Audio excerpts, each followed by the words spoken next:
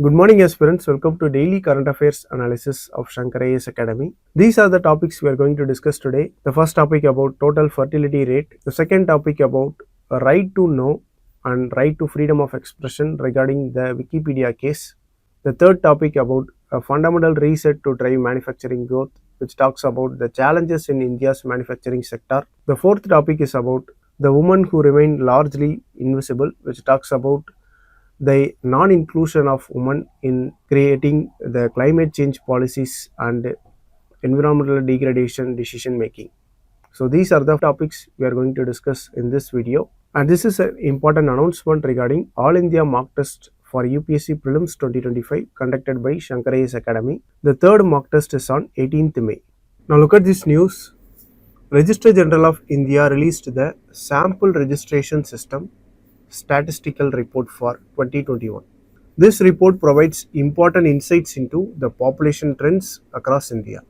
This report includes information especially about fertility rates, family size, and the aging structure of the population.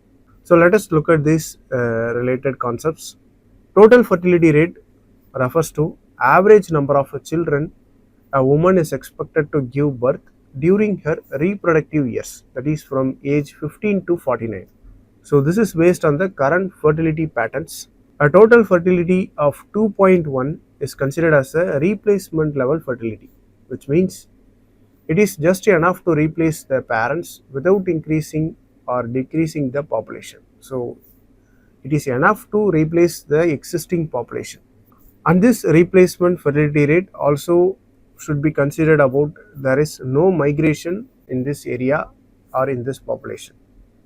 So it exactly replaces the existing population, and the extra 0.1 accounts for the child mortality and other factors which may prevent some children from reaching the adulthood. So this 2.1 fertility rate is the replacement level fertility rate.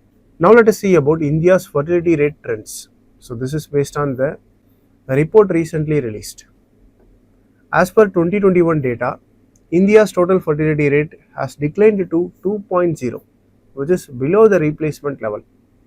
So this is a major demographic transition, because if you look at the 1971 figures, around 5.2 children per woman. So there the replacement level fertility and the fertility rate is about 5.2. But according to 2021 data, the total fertility rate has declined to 2.0. So this decline shows that Indian families are opting for fewer children. States like Delhi and West Bengal have lowest total fertility rate. They have only 1.4. States like Kerala, Tamil Nadu and Andhra Pradesh have a total fertility rate of 1.5. So they are all below the replacement level fertility. If you look at Telangana, Karnataka, Himachal Pradesh, Odisha and Uttarakhand, they have total fertility rate of 1.6 to 1.8. Gujarat and Haryana have just the replacement level fertility rate of 2.1. Bihar has the highest total fertility rate in the country with 3.0. So this indicates the population growth is higher in this state. So now the total fertility rate in India is decreasing. India is going to experience a shift towards smaller family sizes and an aging population.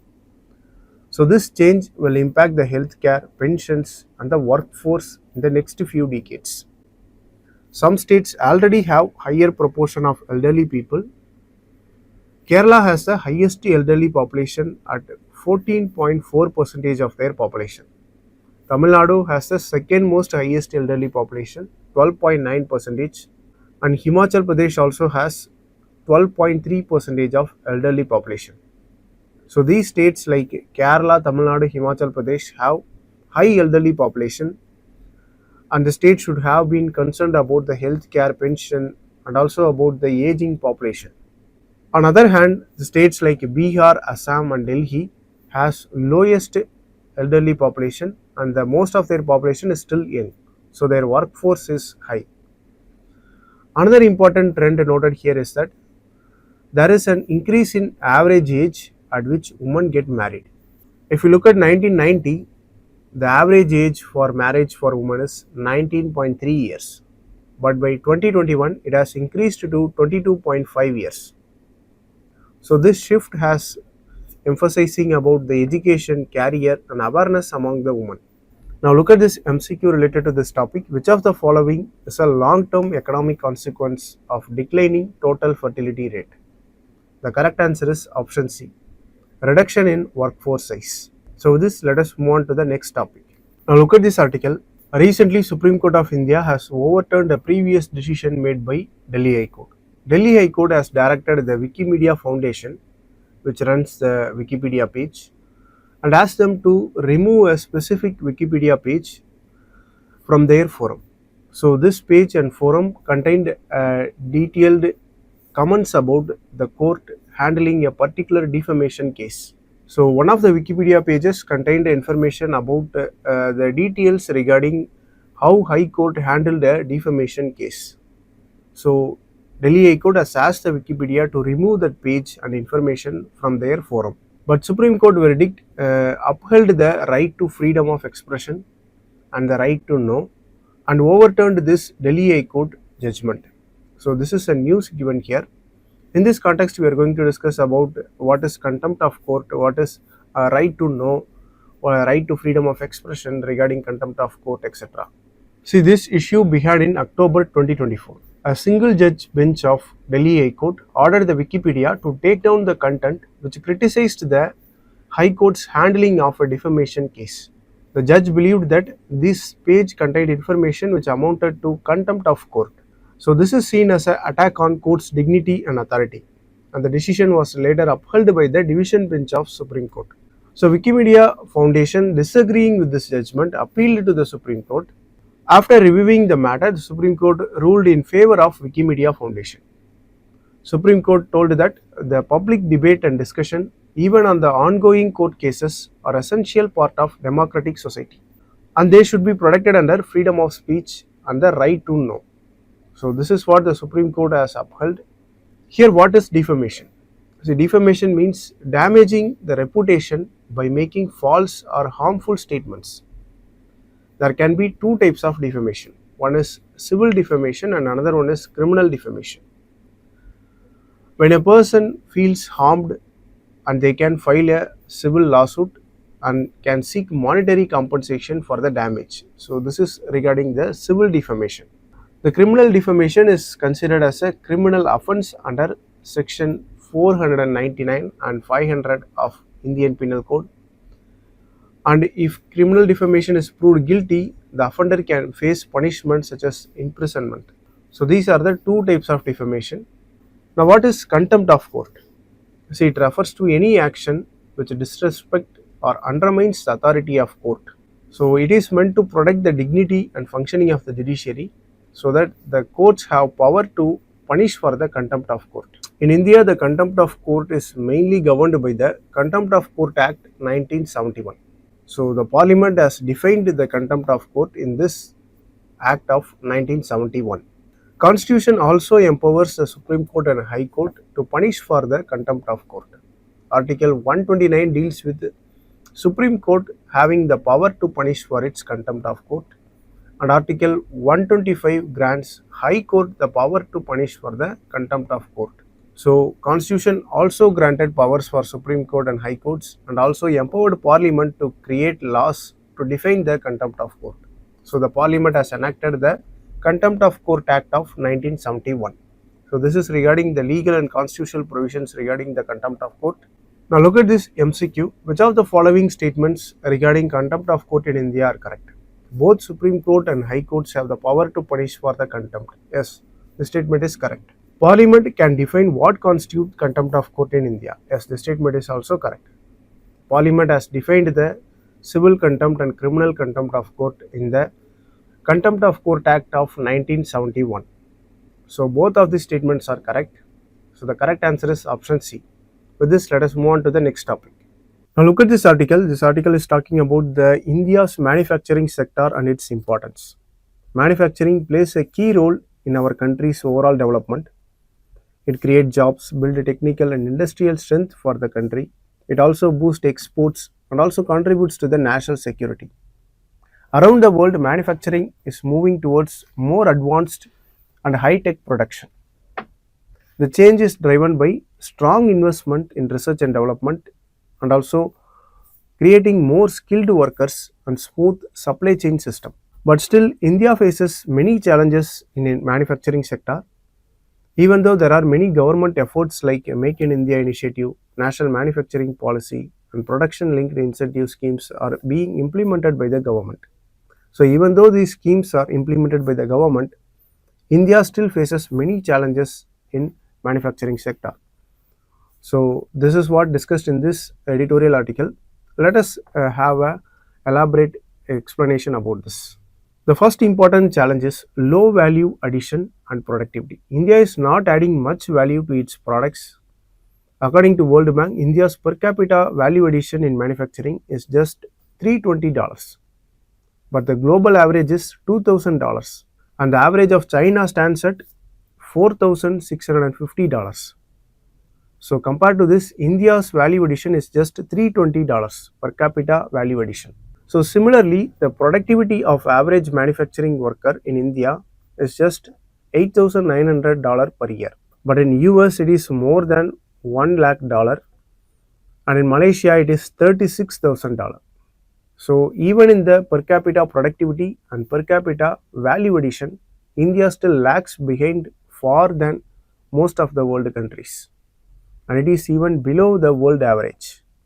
The next important challenge is weak research and development and innovation. India just spends 0.65% of its GDP on research and development. Compared to this, China spends 2.4% of its GDP, and South Korea spends more than 3% of its GDP in research and development.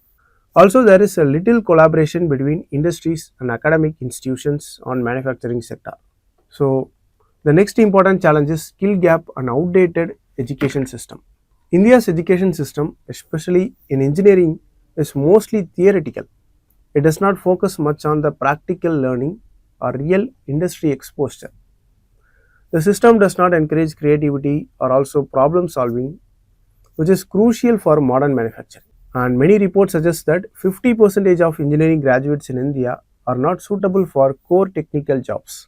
So the skill gap and outdated education system is also an important challenge in improving India's manufacturing sector. The next important challenge is poor infrastructure and high logistic cost. Manufacturing needs a reliable electricity, water, road transport and port, but these are not evenly available across Indian states. Also, the transporting goods in India is expensive. The logistic costs are about 14% of GDP. In developed countries, it's just 8 to 10%, but in India, the logistic cost is about 14% of GDP. So this makes Indian exports less competitive in global market. Also, another important challenge is lack of innovation. India does not have strong innovation ecosystem like Silicon Valley in US or in China. So in order to keep up with the global manufacturing shift, India must adapt to the new trends. The first one is Industry 4.0. We have to embrace the new technologies like artificial intelligence, robotics, and Internet of Things, and also the 3D printing. India should also shift to the environmentally friendly production methods, that is, the green manufacturing. This will reduce the carbon emissions and pollution. We should also build resilient supply chains. In post-COVID era, countries are focusing on building secure and local supply chains. So building a resilient supply chain and reducing the logistic cost will make our exports more competitive. So these are some of the important points discussed in the editorial article, and this is a mains practice question regarding this topic. With this, let us conclude the discussion. Now look at this article. The article talks about the importance of women in protecting the environment in India and also in South Asia. But the efforts of women against the environmental degradation often go unnoticed. For example, in states like Tamil Nadu, Odisha and Jharkhand, women are playing an important role in protest against mining deforestation, but their efforts are going unnoticed. And also when it comes to making big decision making, the women are often neglected. So this is the crux of the article given here. In this context, let us discuss about the important points mentioned here. Now these are the important challenges in letting the efforts of women go unnoticed. One major problem is women's leadership is not recognized. Even though women fight in the front line against the environmental degradation, They are not included in the meetings or talks about the land resource sharing. There is a rule called free, prior, and informed consent, which means people should be asked before any project happens on their land. But women are often left out of this important talks. So, women are always left out of the decision making forums. The next important challenge is land ownership. In most of the families, the land is registered in the name of the man.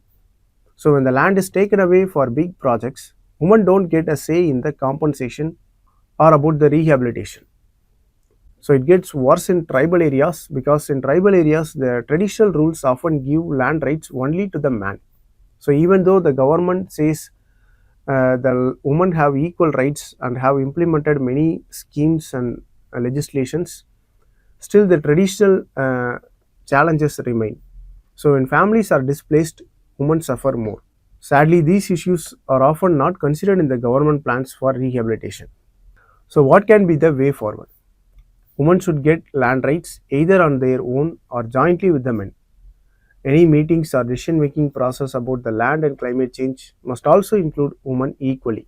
Next, the better implementation of legislations. Laws like PESA, that is Panchayat Extension to Scheduled Areas Act of 1996 and Forest Rights Act of 2006 must be properly enforced, and women should be part of Gram Sabhas. So, the Gram Sabhas are decision making bodies and women should be equally part of it. Next one is awareness and support. The laws and rights should be translated into local languages so women can understand them. The legal help should also be available to the tribal women. Next one is respecting the informal leaders. Many women are already leading the change in their villages, and NGOs and government should support the women leaders and not just give them token roles. So these are the important steps that can be taken to make the efforts of women go noticed. So these are some of the constitutional provisions which supports women. Article 15 allows special rules for women. Article 21 gives everyone the right to live with dignity. Article 39 talks about the equal pay and livelihood for women. Article 243D and 243T reserve seats for women in local bodies like panchayats and municipalities. So, in conclusion, if we want real development and a healthy environment, we must recognize and include women in all steps, like from planning to decision making. So, this is the crux of the article given here. Now, this is a mains question regarding this topic. Interested aspirants can use it. With this, we have come to the end of the discussion. If you like the video, please share it with your friends and don't forget to subscribe to Shankar IAS Academy YouTube channel. Thank you for watching.